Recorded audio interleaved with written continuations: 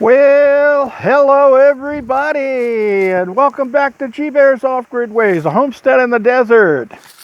And it's windy. Nice day. It got up to 60 degrees today, but it's windy. And the wind started just around, I would say around 3 a.m. And boy, they got up there. They were doing 30 miles an hour, it's constant. No gusts and slow down and gusts and slow down. Just holding right at 30 miles an hour all the way through to the morning. I got up and had my coffee because it wasn't that cold.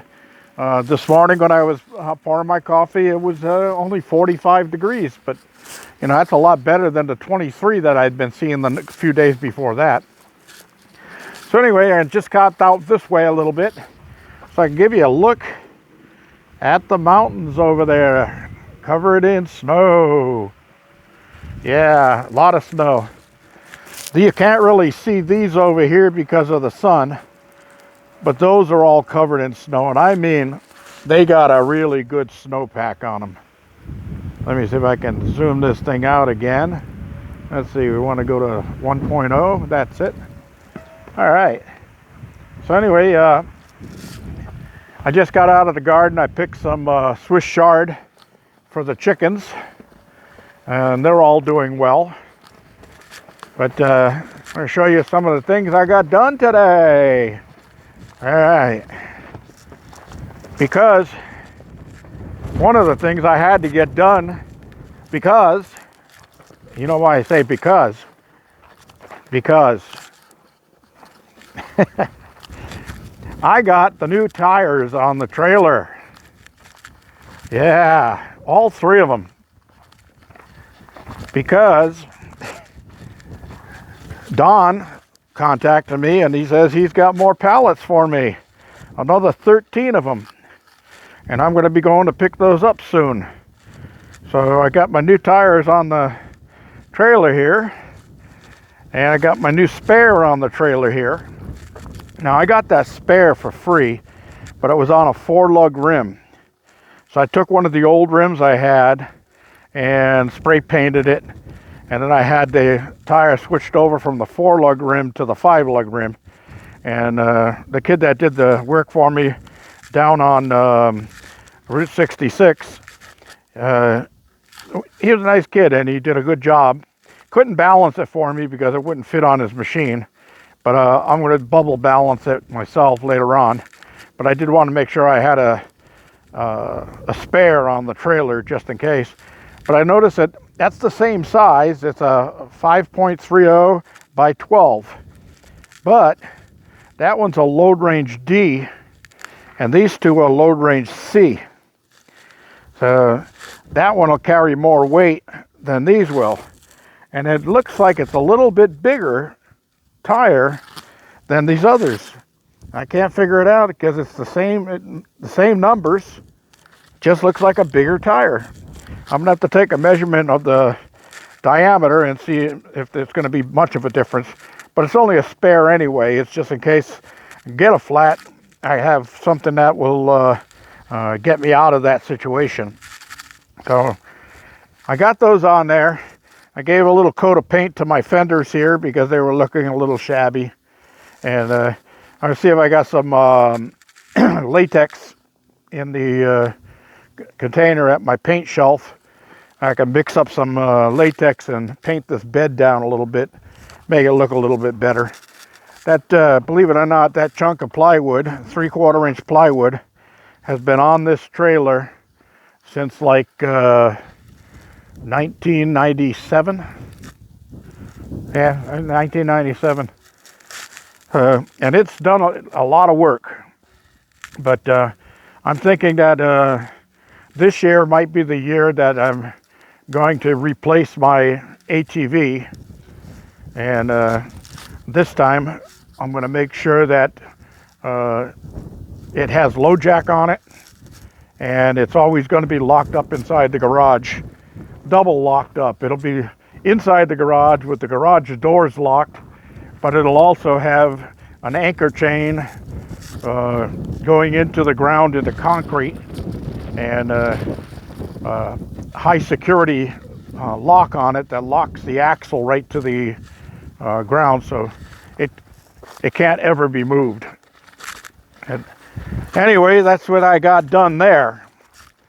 Then I went to town today because I had the low tire icon was on my van, but I thought for sure that it was only because of the extreme cold.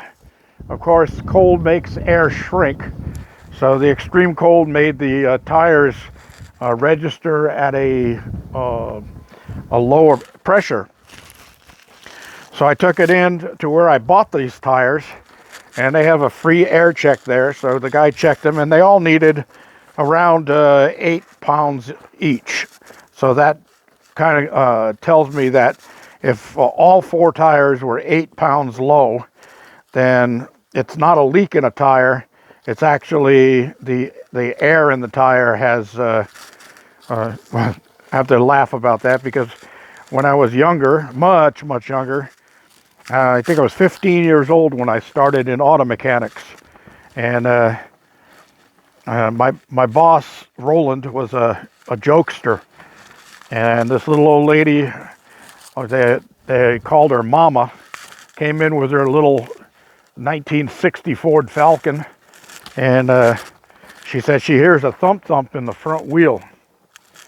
So Roland goes out there and he takes a thermometer and he acts like he's shaking it down, and he takes the temperature of her tire, and he says, "Oh, I got it figured out. You still got winter air in your tires, and it's summertime now, so you have to change the air over to summertime air." And she was, "Oh, I never knew that. I didn't see it in the manual." I was just standing in the corner laughing.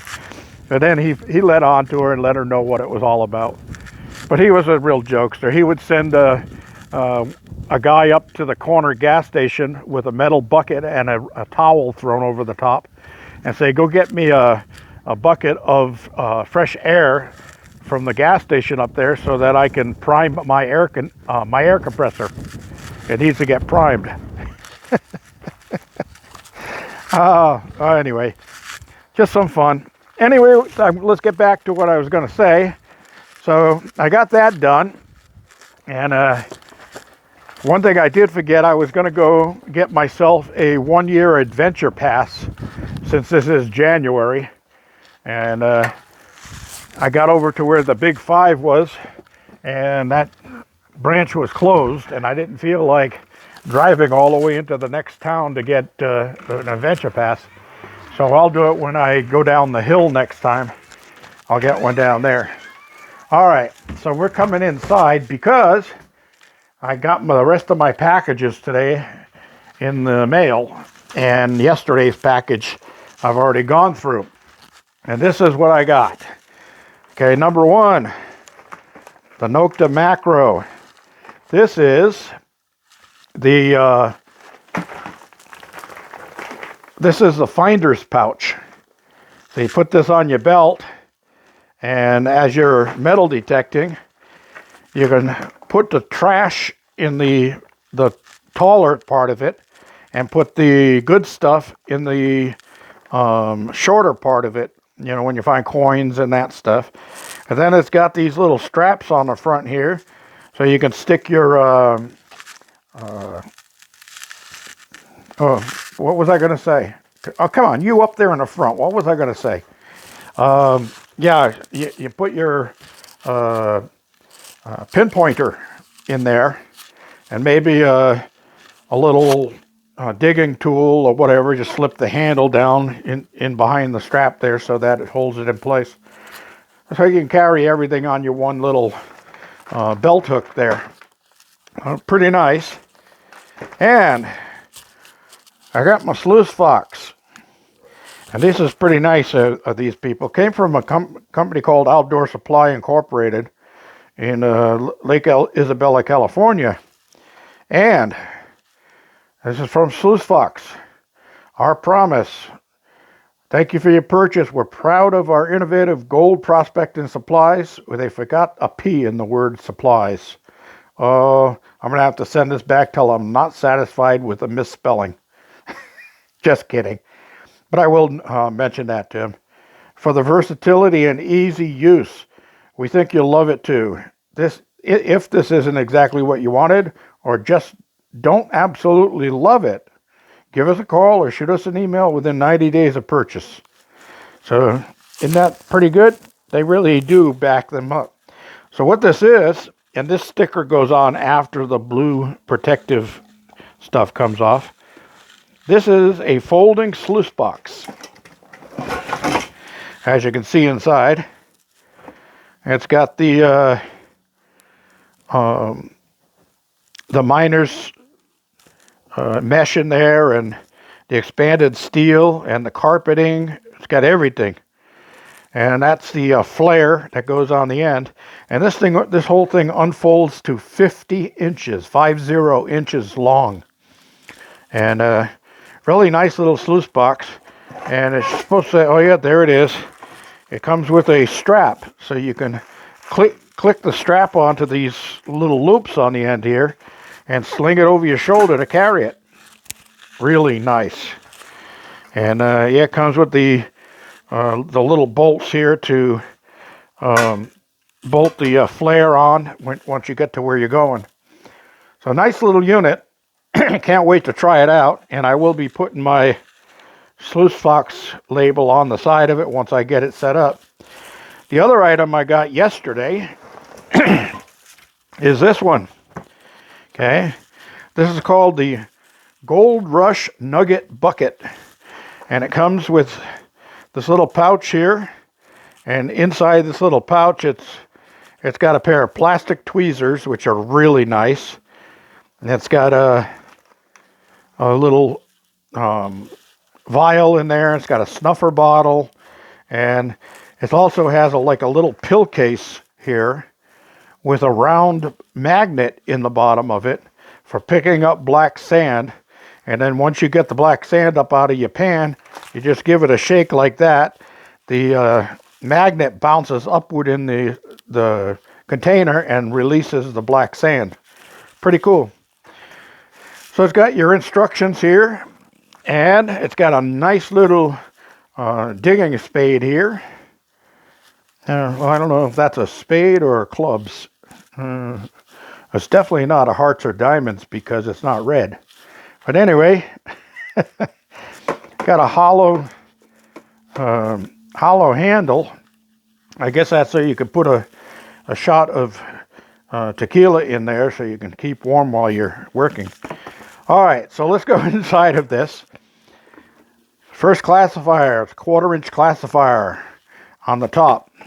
Now this comes with everything you need. It's got its own little gold pan here. Oh, come on. And now I've got a whole bunch of these gold pans. I got green ones and I got black ones. Then it's got a secondary 1/4-inch classifier. And then it's got this funnel type thing that fits down in the bucket. Now, in the bottom of that, it uses this little stand. It's a 2-piece with a clear bowl. And my understanding of the process of this bucket comes out. This is your water bucket, so you can scoop up water and pour it over the top. And you notice that this bucket has holes in the sides to let the water out. So what'll happen is when you're putting your pay dirt in to your classifiers, and they got these neat little handles on here so you can work them back and forth like a wash machine and sift everything down through 2 different classifiers. And once the sand gets down and fills this little bucket, it becomes a trap for gold. So the gold will fall down through this little funnel hole in the bottom right into the center of that clear little bowl. And when that does that, what's going to happen is the gold will get trapped in the sand. So then you use your pan later after you get it all your samplings done. You use your pan to pan out the sand that's in this bowl and separate your gold out. because the sand will, of course, wash off, because the gold is like 10 times heavier than everything else in the bucket. So the only thing you should have down in the bottom there would be the fines and your gold nuggets. Pretty cool little setup. And the other thing I noticed that was pretty nice is it's got this cover that covers everything, but it turns this bucket into the perfect little seat to sit on. So when you're panning out, you've got a stool to sit on. Nice. I like it. I like it. So anyway, that's what we got there. And got all my stuff put together. So I got my prospecting equipment all assembled. I'm going to have this all nice and cleaned out. I've got a engraver out, and I engrave everything that I own, so that if anybody borrows it, it has my name on it. I know it's mine. You can't say, no, that's mine. I bought one. Remember, I gave you yours back. No, no, no, no, no. That's got my name on it. And it's engraved, so you can't wash it off. All right, so anyway, that's where we stand. And that's what I'm going to be doing pretty soon. And I just noticed there's some damage to my corner here. Huh. I will have to take a picture of that and send that back to them and see what they say. Because that's a pretty good little crimp right there in the corner. And it's on the inside piece, so when this one comes around, it should not bother it too much, but I'll check it out. Now I'm going to cut off this video now so that I can get the pictures of that done and send it back to the person I bought it from and see if they're going to send me out another one and a return slip to return this one and see where it goes from there. All right, everybody. Thanks for joining me in this episode.